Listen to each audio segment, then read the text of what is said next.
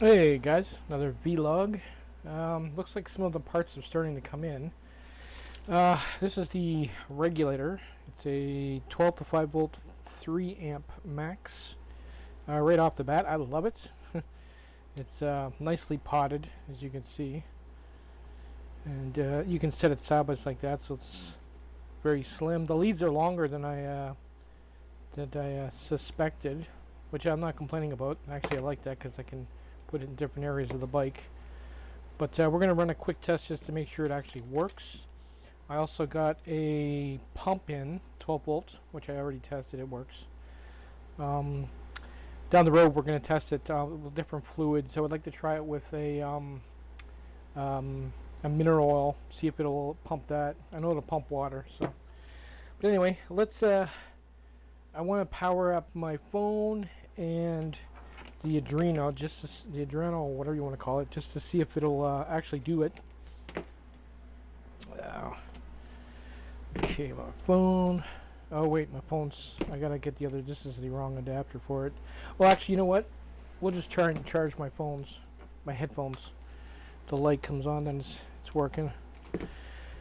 Okay. Let's put this on this power supply here. Some leads. It's at 12 volts already. Here we go. See if the magic smoke comes out. There should be a fuse in between this.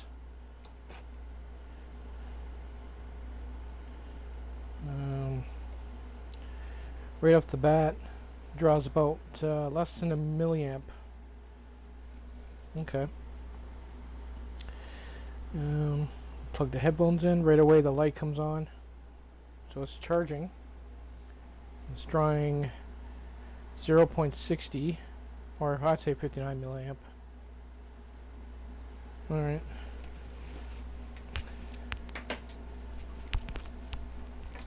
Let's plug it in over here. And I got to show you the bike. I found some more problems with it that we're going to go over. I was just getting it ready to. This might not reach. If this works, it'll beep. Sweet. And it doesn't draw much of anything. It's booted. It's definitely up on the bike. You can see the LCD is lit up. Okay, so it does its job. Doesn't get very hot. Not even warm. Sweet. We'll see how it works out, but like I said, it's like really nicely potted. I can't see. I could go through a rainstorm with that. I don't have to worry about it shorting out. Sweet.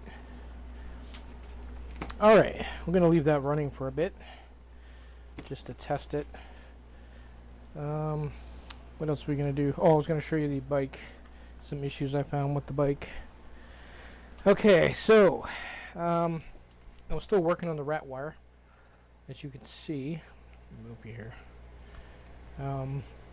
Originally, the regulator was under here, and there must have been an issue when I bolted it down. Like this isn't true or whatever. Look at the gap here. If I had, the thing is, the way this bike runs is this has to be running 24/7 for anything to work on the bike because it needs the 12 volts to run the solid state relay and whatnot. And there's a gap there so big that water could have easily got in there. So we're gonna have to fix that. It's so flimsy. That would explain why this one's already filled once, because it's the case is just so flimsy. Maybe put silicone or something on it. Anyway, I got this rad here that I'm going to use for the water-cooled hub motor. As you can see through it, so I should be able to just mount it in a way that the air could pass through it with a scoop, maybe with carbon fiber over top of it. But the issue is the only place I could really put it is here, and it's rubbing against the chain, and it hits the crank, and I don't want to put it in the front like this. It's just gonna look weird. I saw online. I'll show you. I'll bring you upstairs and show you online. I found a rad that you can mount right here. It's actually an oil cooler, but it should work right here. It's just a tube with two little tubes in the bottom where you put the hoses on, and it's got fins all the way down it. I think that'd be a better bet. I don't want to use a fan or anything else that's going to gobble up more my battery. But some of the things I am working on right now is this. This is all the wiring for the 12 volts. Yeah. This is for the relay, or the solid state relay. This is for the backlights. This is for the front light. This one here, I believe, is for the horn, and this one here says rewire. That's for the power switch, because these two would be the latching, or the positive, and then this is that goes right to ground to power the LED in the switch when it latches. That's my guess. And then there's this one here. Like, where does this go? Because this is powered. This here is powered off of 12 volts. It's wireless, but it still needs 12 volts to function. So I pretty much screwed myself. I should have actually, what I did, I should have pulled that all apart before I wound the wire up. But I'll have to figure that out for myself.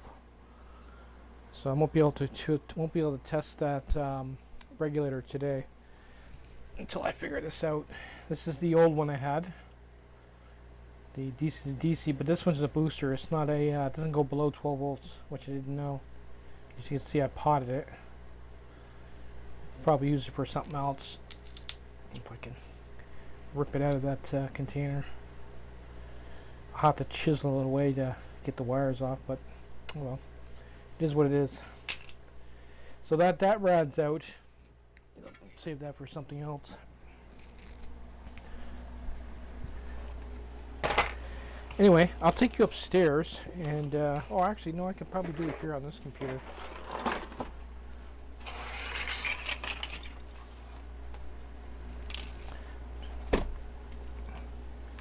Just give it a minute to load.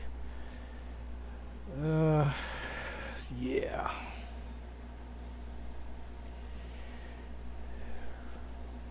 After this is all done, then we're going to pull that off, but I'm still working on it. It's going to take a while. And the rest of this wire here, I want to... sometimes when I order stuff off the line, online, I get these little baggies that come with it, little felt bags. I'll probably just put that all in there and tie it up. There's not much you can really do with the controller wiring, except stuff it in.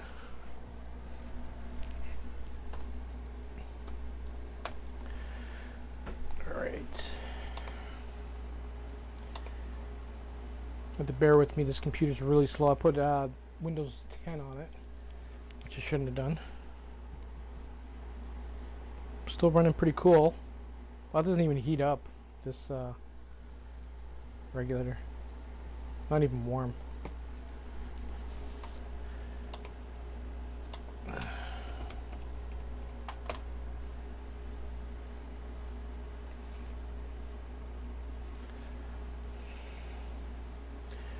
Okay.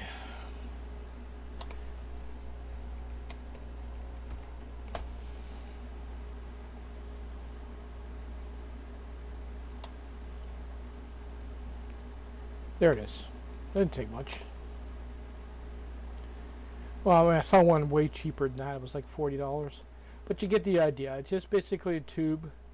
The base here, I could probably bend it into V shape just to get it to fit on the frame better.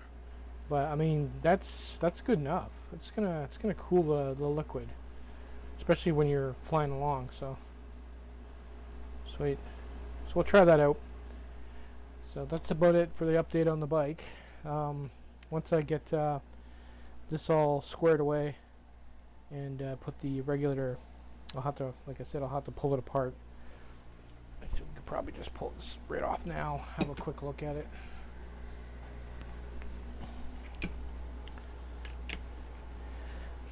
See if there's any more water damage in it. Because I did get stuck in the rain a couple of times. I'm surprised it didn't leave me for dead. Let's get you down there.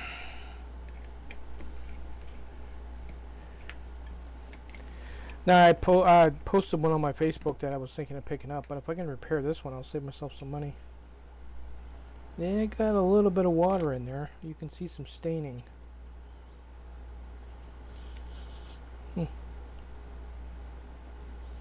I'll end up pulling it apart, taking a look at it, re-gluing it, and we're going to see about straightening this out. I don't even know how it got bent. But it's an issue. Later, guys.